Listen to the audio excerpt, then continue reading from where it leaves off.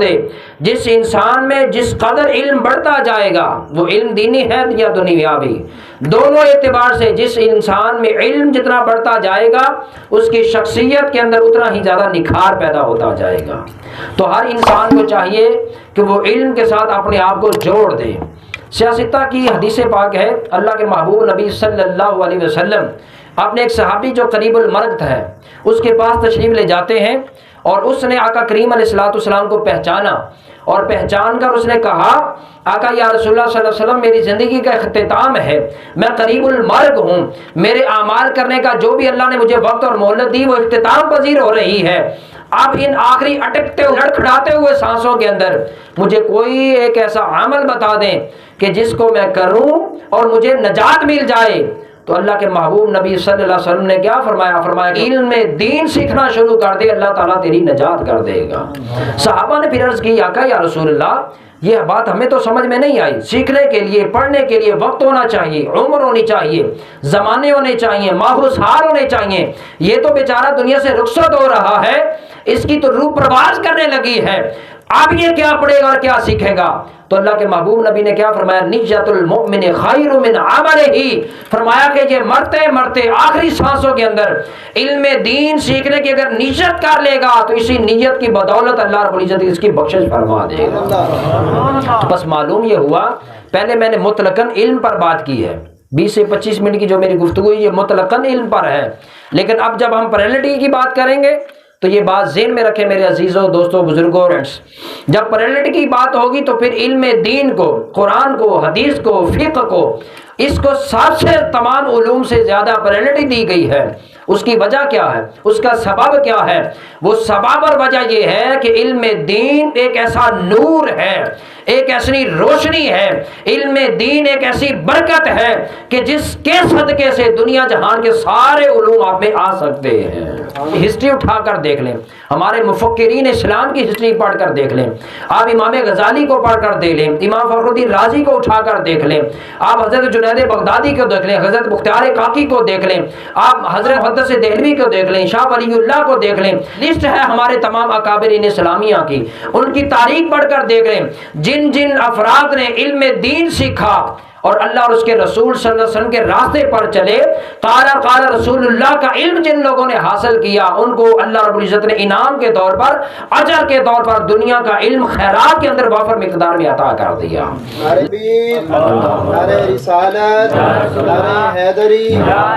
ہر انسان کی زندگی کی دو جہتیں ہوتی ہیں، اس کے دو گوشے ہوتے ہیں، دو اسپیکٹس ہوتے ہیں، وہ کیا ہیں؟ ایک قابل فخر زندگی جس کو قابل مثال زندگی کہتے ہیں، دوسری قابل عبرت زندگی۔ ان دونوں کے اندر فرق ہے دونوں زندگی، ہے دونوں لائف، ہے دونوں ایک لائف پیریڈ، لیکن دونوں میں فرق یہ ہے، ایک وہ انسان ہے جو 20 30 40 50 یا 60 70 سال کی عمر گزار کے جب دنیا سے چلا جاتا ہے تو اس کی جو زندگی ہوتی ہے وہ قابل فخر زندگی ہوتی ہے، وہ قابل مثال ہوتی ہے، وہ بعد والے لوگوں کے لیے ایک آئیڈیل بن جاتا ہے، نمونہ بن جاتا ہے، رول ماڈل بن جاتا ہے۔ اور اس کے برعکس دوسری طرف وہ انسان ہے کہ زندگی تو اس نے بھی بسر کی ہوتی ہے لیکن اس کی زندگی وہ قابل عبرت بن جاتی ہے۔ اسٹوڈنٹ ہیں، آپ اپنے سلیبس کے اندر، اپنی بکس کے اندر ان کے بارے میں پڑھتے ہیں، کبھی آپ محمد علی جناح کے بارے میں پڑھتے ہیں، کبھی آپ علامہ اقبال کے بارے میں پڑھتے ہیں، اور کبھی آپ محمد علی جوہر کے بارے میں پڑھتے ہیں، کبھی آپ دیگر اکابرین کے بارے میں پڑھتے ہیں۔ اگر اسلامک اسٹڈی کی طرف آ جائیں، ریلیجیس ایجوکیشن کی طرف آ جائیں تو کبھی ہم امام غزالی کو پڑھتے ہیں، کبھی شاہ ولی اللہ محدث دہلوی کو پڑھتے ہیں، اور کبھی ہم جناب فخر الدین رازی کو پڑھتے ہیں، اور کبھی ہم حضرت امام احمد رضا خان فاضل بریلوی کو پڑھتے ہیں، اور دیگر مکاتب اور مسالک کے اکابرین کو پڑھتے ہیں۔ وجہ اور سبب کیا ہے؟ یہ وہ سارے لوگ ہیں کہ جنہوں نے اپنے آپ کو علم کے ساتھ جوڑا، جن کے ہاتھ میں قلم اور جن کے سینے کے ساتھ کتاب رہی، زندگی انہوں نے بھی بسر کی۔ جب وہ دنیا سے گئے تو ان کی زندگی قابل فخر بن گئی، قابل مثال بن گئی، زمانے بیت گئے ہیں ان کو دنیا سے گئے ہوئے، لیکن آج بھی ادب کے ساتھ، احترام کے ساتھ، رسپیکٹ کے ساتھ ان کا نام ہماری زبانوں پر آتا ہے۔ اور کچھ لوگ ایسے ہوتے ہیں ہیں جو جاہل ہوتے ہیں، کوئی ڈاکہ زنی کرتا ہے، کوئی قتل و غارت کرنے والا ہے، کوئی شرابی ہوتا ہے، کوئی فسادی ہوتا ہے، کوئی زانی ہوتا ہے، کوئی معاشرے کے اندر بگاڑ پیدا کرنے والا ہوتا ہے، کوئی سود خور ہوتا ہے، کوئی بدعمل انسان ہوتا ہے، کوئی معاشرے کا چہرہ بگاڑنے والا ہوتا ہے، کوئی ہمسایوں کے ساتھ بد سلوکی کرنے والا ہوتا ہے، کوئی سارے محلے شہر اور گاؤں کا سکون برباد کرنے والا ہوتا ہے، جب وہ دنیا سے جاتا ہے تو وہ لوگوں کے لیے قابل عبرت بن جاتا ہے۔ بس معلوم یہ ہوا کہ انسان کی زندگی ہے تو زندگی، لیکن اس کے میں فرق کرنے والی جو چیز ہے وہ علم ہے۔ قابل فخر بنانی ہے یا قابل عبرت بنانی ہے وہ انسان کا اپنا اختیار ہے، اور اس اختیار کو جو اچیومنٹ دینے والی چیز ہے وہ علم ہے۔ دین اسلام ایک مذہب ہوتا ہے، ایک دین ہوتا ہے۔ مذہب اس کو کہتے ہیں جس کا کرائیٹیریا لمیٹڈ ہوتا ہے، محدود ہوتا ہے، ایک خاص وقت کے لیے آتا ہے، ایک خاص زمانے کے لیے آتا ہے، ایک خاص قوم کی طرف آتا ہے، وہ مذہب ہوتا ہے، اور جس کا کرائیٹیریا انلمیٹڈ ہوتا ہے، اور جو قیامت تک آنے والا ہوتا ہے وہ دین ہوتا ہے۔ اگر ہم اسلام کی طرف دیکھتے ہیں تو اللہ رب العزت قرآن مجید میں کیا کہتا ہے؟ ان الدین عند اللہ الاسلام۔ اس اسلام کو مذہب بعد میں کہا گیا ہے، اس کو دین پہلے کہا گیا ہے، اس لیے کہ اس کا کرائیٹیریا جو ہے وہ قیامت تک آنے والی انسانیت کے لیے ہے۔ اس دین کا جب آغاز ہوتا ہے، اس دین کو لے کر آنے والا جو اللہ کا قرآن ہے، جو سبجیکٹ ہے ساری انسانیت کا، جو ایک سلیبس ہے پورے مسلمانوں کا، آپ ذرا توجہ کیجئے کہ علم کی کتنی اہمیت ہے۔ اس قرآن کا آغاز کن لفظوں سے ہوا ہے؟ اقرأ بسم ربک الذی خلق۔ اب دیکھیں کہ قرآن کا آغاز اقرا کے لفظوں سے ہوتا ہے، قرآن کا آغاز علم کے لفظوں سے ہو رہا ہے۔ اب چاہیے تو یہ تھا کہ اتنا بڑا دین جو قیامت تک آنے والا، اور اتنی بڑی الہامی کتاب جو ساری کتابوں کی ام الکتاب ہے، اس کا آغاز کسی ایسے سبجیکٹ کے ساتھ کیا جاتا، لیکن اللہ رب العزت نے اس اتنی بڑی ضخیم اور اتنی بڑی مستند متحقق اور قیامت تک چلنے والی لا ریب عیب کتاب کا آغاز لفظ علم کے ساتھ کیا ہے۔ فرمایا اقرأ بسم ربک الذی خلق، یہ قرآن کی جو پہلی وحی ہے، اور اللہ کے محبوب نبی صلی اللہ علیہ وسلم جو پیکر رحمت بھی ہیں، بااخلاق بھی ہیں، سراپا عز و نیاز بھی ہیں، شان رحمت، شان رؤوف، شان رحیم رکھنے والے ہیں، لیکن اپنا تعارف اللہ کے محبوب نبی صلی اللہ علیہ وسلم نے کروایا تو کیا فرمایا؟ انما بعثت معلما، بے شک مجھے اللہ رب العزت نے ایک معلم بنا کر بھیجا ہے، تعلیم دینے والا بنا کر بھیجا ہے۔ تو بس معلوم ہوا کہ ایک طرف وہ دین ہے، قرآن ہے، جس کا آغاز اقرا کے لفظوں سے ہو رہا ہے، اور دوسری طرف وہ امام الانبیاء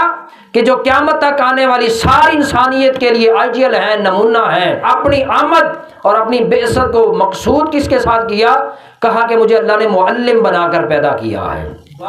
کہ علم اور بالخصوص علم دین یہ ایک ایسا جوہر ہے، ایسی بے مثل و بے مثال دولت ہے۔ جیسا کہ پہلے میں نے کہا کہ دنیا کی ہر چیز تقسیم ہو سکتی ہے لیکن علم تقسیم نہیں ہو سکتا۔ علم ہے انسان کی تہذیب و تمدن کے لیے، علم ہے انسان کی تہذیب و تمدن کے لیے، یہ نہیں انسانی قدروں کے تلوں کے لیے۔ علم ہے انسان کی بہبود و بقا کے لیے، یہ نہیں ہے انسانیت کی ابتلا کے لیے۔ علم سے آتی ہے روشنی خیال میں، علم سے آتی ہے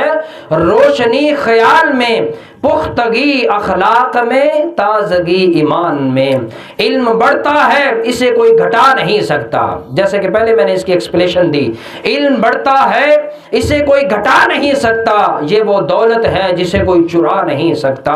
علم چڑھتا آفتاب اور علم ہے بامراد، علم چڑھتا آفتاب اور علم ہے بامراد، علم زندہ باد آگہی پائندہ باد۔ اور بالخصوص آج کی جو یہ نشست ہے،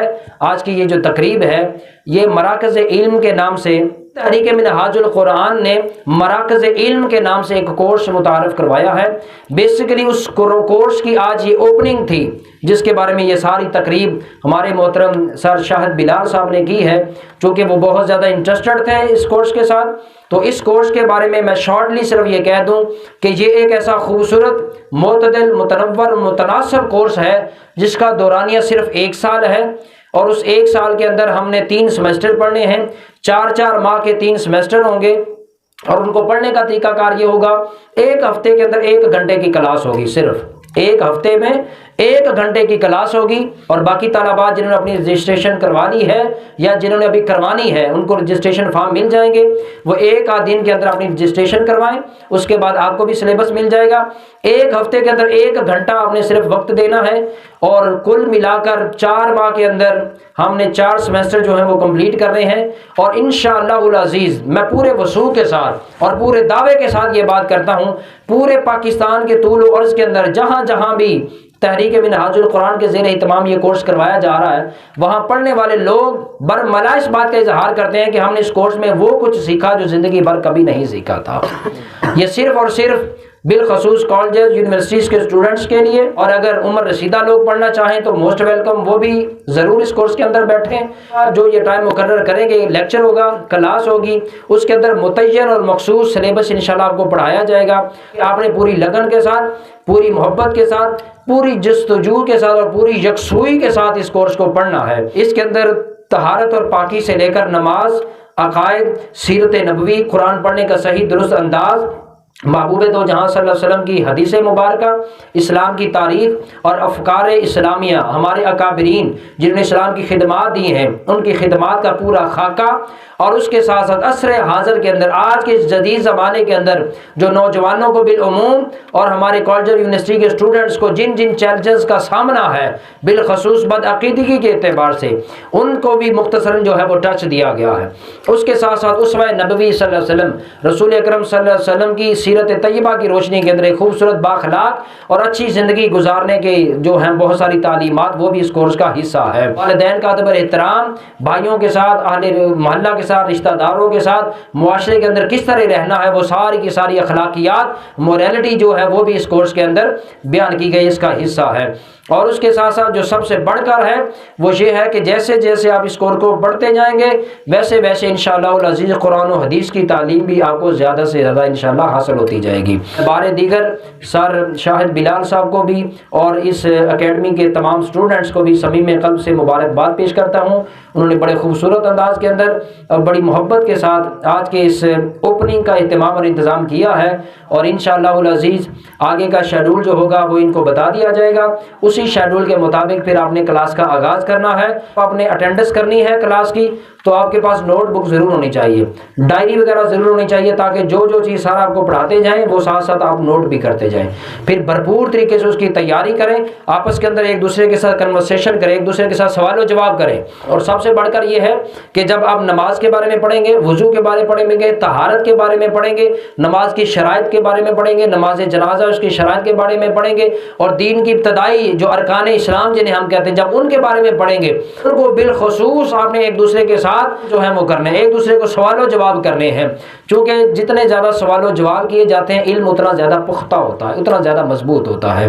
شاہد بلال صاحب نے بڑا خوبصورت اہتمام انتظام کیا، اور اسٹوڈنٹس نے بڑی محبت کے ساتھ، بڑی محنت کے ساتھ آج کا یہ پروگرام منعقد کیا ہے، اور قبلہ پیر صاحب تشریف لائے ہیں، میں ان کو بھی مبارکباد پیش کرتا ہوں، ان کا شکریہ ادا کرتا ہوں، اور آخر میں عرض کرتا چلوں میری زندگی کا مقصد تیرے دین کی سرفرازی، میری زندگی کا مقصد تیرے دین کی سرفرازی، میں اسی لیے مسلمان، میں اسی لیے نمازی، وآخر دعوانا الحمدللہ رب العالمین۔